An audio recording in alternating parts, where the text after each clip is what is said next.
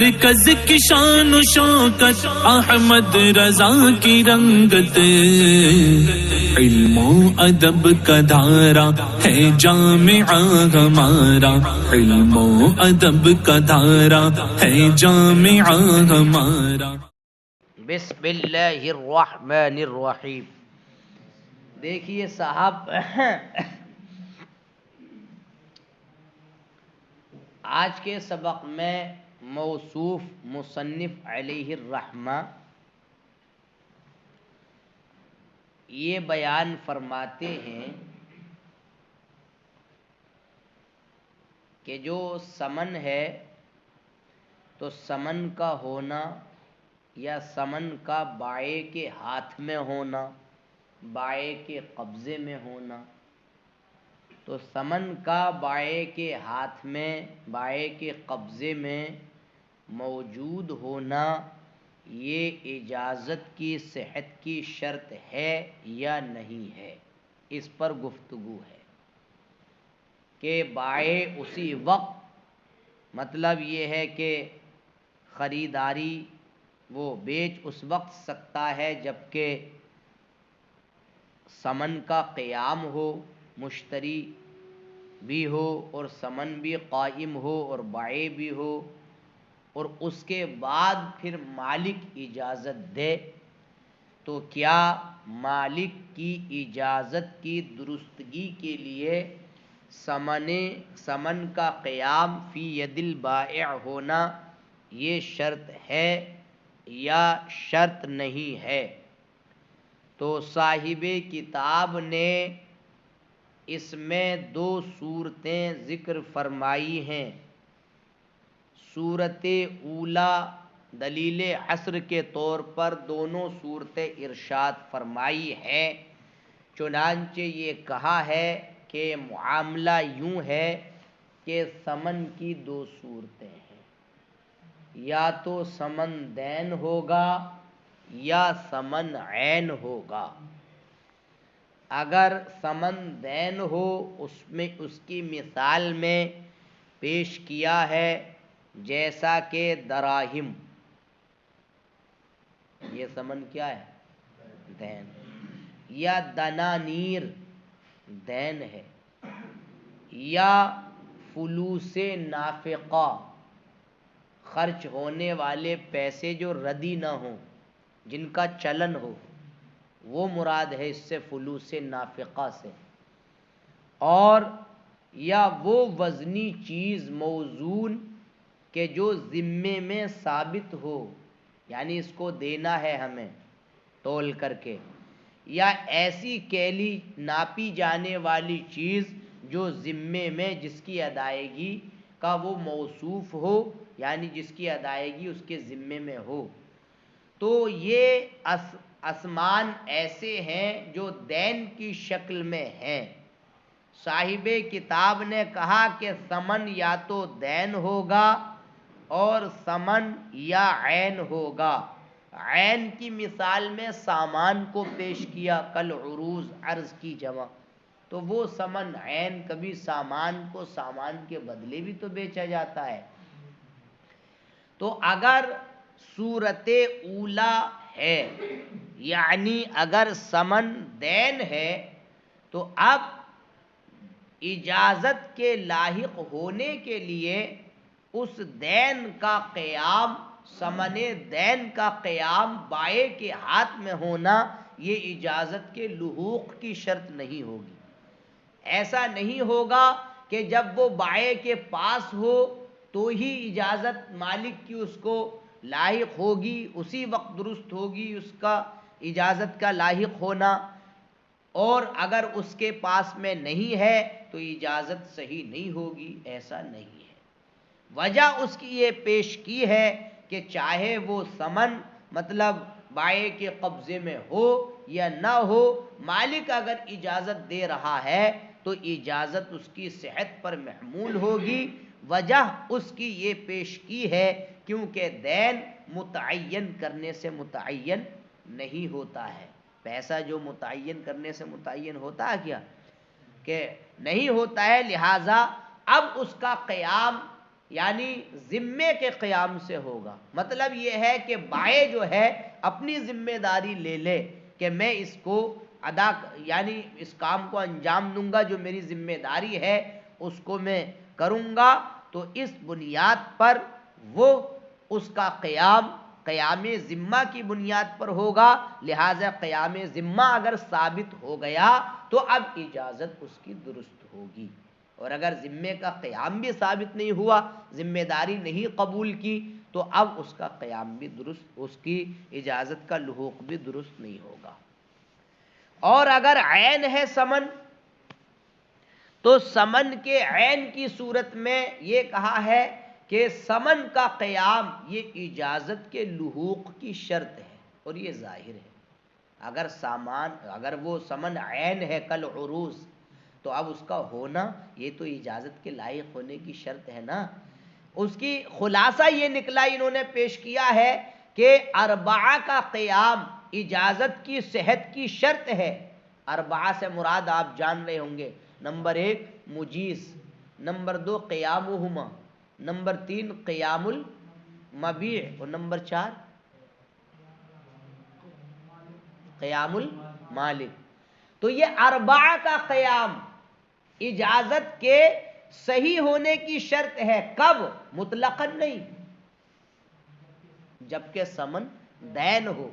تو سمن کے دین ہونے کی صورت میں یہ اجازت کے صحت کی شرط ہے چاروں کا قیام، لیکن جب سمن عین ہو تو فرماتے ہیں تو اب خمس کا قیام شرط ہے۔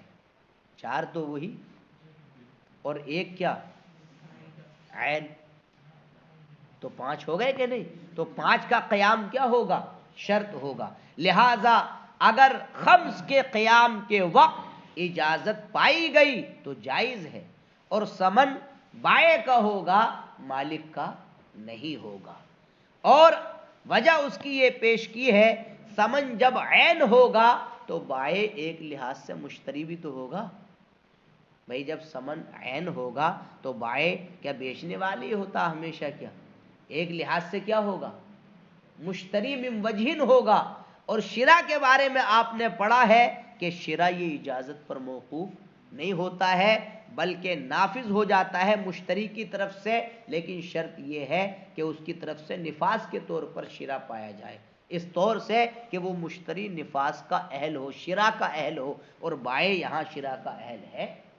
لہذا اس صورت میں بائیں من وجہن مشتری ہوگا، اور مالک البتہ اس بائیں مشتری سے اپنے مال کی قیمت لے گا اگر اس کا مثل نہیں ہے، اور مثل کو لے گا اگر مثلی ہے۔ اگر وہ چیز مثلی ہے تو مثل کو لے گا، کیونکہ اس نے اپنے لیے عقد قائم کیا ہے، اور سمن کو یعنی سمن کو فوری طور پر دوسرے کے مال سے نقد ادا کیا ہے، لہذا نقد اجازت پر موقوف ہوگا۔ اب جب اس کے مالک نے اس کی اجازت دی ادائیگی کے بعد، تو اب وہ مالک یا تو اس مشتری بائیں سے مثل لے گا یا اس کی قیمت کو وصول کرے گا۔ دیکھیں اتنا ملایا جائے پہلے، وَأَمَّا قِيَامُ الثَّمَنِ فِي يَدِ الْبَائِعِ، لیکن سمن کا قیام بائیں کی ید میں کیا یہ اجازت کی صحت کی شرط ہے یا نہیں ہے؟ تو فرماتے ہیں اب معاملہ خالی نہیں ہوگا اس بات سے کہ اگر ثمن دین ہو، کالدراہم والدنانیر والفلوس النافقہ، جیسے کہ دراہم اور دنانیر اور فلوس نافقہ، اور وہ موزون جو ذمے میں موصوف ہو، ثابت ہو، اور وہ مکیلی چیز الموصوف فی الذمہ جو ذمے کا موصوف بن رہا ہے، جس کی ادائیگی ذمے میں ثابت ہے۔ وَأَمَّا إِنْ كَانَ عَيْنًا وَإِمَّا إِنْ كَانَ عَيْنًا، اور یا تو وہ کیا ہوگا؟ عین ہوگا، کالعروض جیسے کہ سامان وغیرہ، فَإِنْ كَانَ دَيْنًا اگر وہ دین ہے، فَقِيَامُهُ فِي يَدِ الْبَائِعِ لَيْسَ بِشَرْطٍ لِلُحُوقِ الْإِجَازَةِ، تو اس کا قیام بائیں کی ید میں یہ اجازت کے لاحق ہونے کی شرط نہیں ہے، لِأَنَّ الدَّيْنَ لَا يَتَعَيَّنُ بِالتَّعْيِينِ، کیونکہ دین یہ تعیین کی بنیاد پر متعین نہیں ہوتا ہے. فَكَانَ قِيَامُهُ بِقِيَامِ الذِّمَّةِ تو اب اس کا قیام ذمے میں ثابت رہنے کے قیام کی بنیاد پر مانا جائے گا. وَإِنْ كَانَ عَيْنًا اور اگر وہ سمن عین ہو فَقِيَامُهُ شَرْطٌ لِلُحُوقِ الْإِجَازَةِ تو اب اس کا قیام اجازت کے لاحق ہونے کی شرط ہوگا. فَصَارَ الْحَاصِلُ تو خلاصہ یہ ہوا کہ چاروں کا قیام یہ اجازت کی درستگی کی شرط ہے. اذا کان الثمن دینا جبکہ سمن دین ہو. واذا کان عینا اور جب سمن عین ہو فقیام الخمس شرط تو اب 5 کا قیام یہ اجازت کے صحیح ہونے کی شرط ہوگا. فإن وجدت الاجازت عند قیام الخمس تو اگر 5 کے قیام کے وقت اجازت پائی گئی تو یہ جائز ہے اور سمن بائع کا ہوگا نہ کہ مالک کے لیے. کیوں ایسا ہے؟ لأن الثمن اذا كان عینا اب یہ جب سمن اس لیے کہ سمن جب عین ہوگا تو بائع من وجہ خریدنے والا ہوگا. اذا كان عینا اس لیے کہ سمن جب عین ہوگا تو بائع مشتری ہوگا من وجہ. والشراء لا يتوقف على الاجازت اور شراء یہ اجازت پر موقوف نہیں ہوتا ہے بلکہ مشتری کی طرف سے شراء نافذ ہو جاتا ہے بشرطے کے نفاذ کے طور پر اس کی طرف سے پایا گیا ہو اس طور سے کہ وہ شراء کا اہل ہو. وہ ہوا اہل اور وہ اس کا اہل ہے شراء کا. والمالک یرجع علیہ بقیمت مالہ ان لم یکن لہ مثل وبمثلہ ان کان لہ مثل اور مالک مشتری سے یعنی جو بائع من وجہ مشتری ہے مالک اس سے اپنی مال کی قیمت لے لے گا اگر وہ مثلی نہیں ہے اس اور مثل لے لے گا اگر مثلی ہے. وجہ اس کی یہ ہے لأنہ غیرہ کیونکہ اس نے اپنے لیے عقد قائم کیا ہے اور دوسرے کے مال سے سمن کو نقدن یعنی فوراً ادا کیا ہے. لہٰذا اب نقد اجازت پر موقوف ہوگا. جب اس کے مالک نے ادائیگی کے بعد نقد کے بعد اس کو اجازت دی تو اب وہ مالک اس مشتری سے اس کا مثل لے گا اگر مثلی ہے یا قیمت لے لے گا اگر اس کا مثل نہیں ہے. بات یہاں تک ہو گئی پوری. اب یہاں سے اگلا مسئلہ ذرا دیکھیں.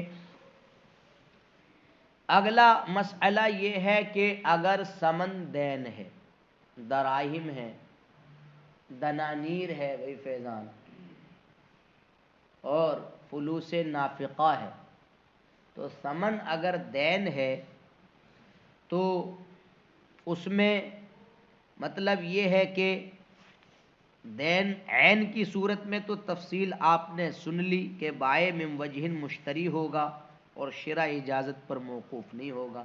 لیکن جب سمن دین ہوگا تو اس وجہ سے یہ نہیں کر سکتا جو اوپر والی صورت کو ذکر کیا گیا کہ جب سمن دین ہوگا تو عاقد بائع ہوگا ہر طریقے سے.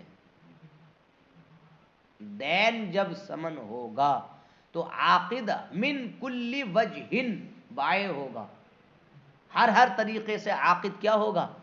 بائع ہوگا بیچنے والا ہوگا اور اپنے لیے مشتری نہیں ہوگا مشتری لنفسہ نہیں ہوگا سرے سے. لہذا وہ جو ہے مال کی اجازت پر توقف اس کا رہے گا مالک کی طرف سے.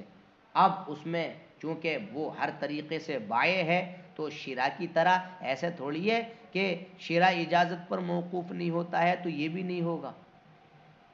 اس میں تو بائع من وجہ مشتری تھا جبکہ سمن عین ہو اس لیے اس میں توقف کا معاملہ ہی ختم تھا. اب اگر سمن دین ہے تو عاقد ہر طریقے سے بائع ہے اور مشتری لنفسہ ہی اصلا نہیں ہے لہٰذا اس میں توقف ثابت ہوگا. تو یہ صورت اوپر والی صورت کے برخلاف ہے. اب اگر مجیز اجازت دے گا تو اب عقد کو وہ جائز کرنے والا ہوگا اور مطلب یہ ہے کہ آگے معاملہ بڑھے گا. اور اگلا مسئلہ یہ بیان فرمایا اگر مثال کے طور پر عین سامان یعنی ثمن عین تھا اور وہ عین فضولی کے قبضے میں ہی ہلاک ہو گیا تو بطل العقد. انہوں نے یہ ارشاد فرمایا کہ عقد باطل ہو جائے گا اور اجازت اب اس کو لاحق نہیں ہوگی اور مبیع کو اس کے صاحب کی طرف لوٹا دیا جائے گا اور مشتری کو اس کے مثل سے، مطلب یہ مشتری کے لیے اس کے مثل کا ضمان ہوگا اگر اس کے لیے مثل ہے، اور قیمت کی شکل میں اس کو ضمان دیا جائے گا اگر مثلی چیز نہیں ہے، کیونکہ اس نے عقد فاسد کی بنیاد پر اس نے مطلب یہ ہے کہ قبضہ کر لیا ہے. دیکھیے بخلاف ما اذا کان الثمن دینا، برخلاف اس کے کہ جب کہ ثمن کیا ہو، دین ہو. لأنه اذا کان دینا، اس لیے کہ جب ثمن دین ہوگا، کان العاقد بائعا من کل وجہ، تو اب وہ عاقد ہر طریقے سے بائع ہوگا.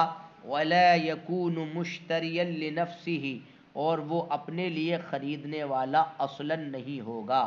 فتوقف علی اجازت المال، تو مالک کی اجازت پر وہ مطلب یہ ہے کہ مال کی اجازت پر موقوف ہوگا.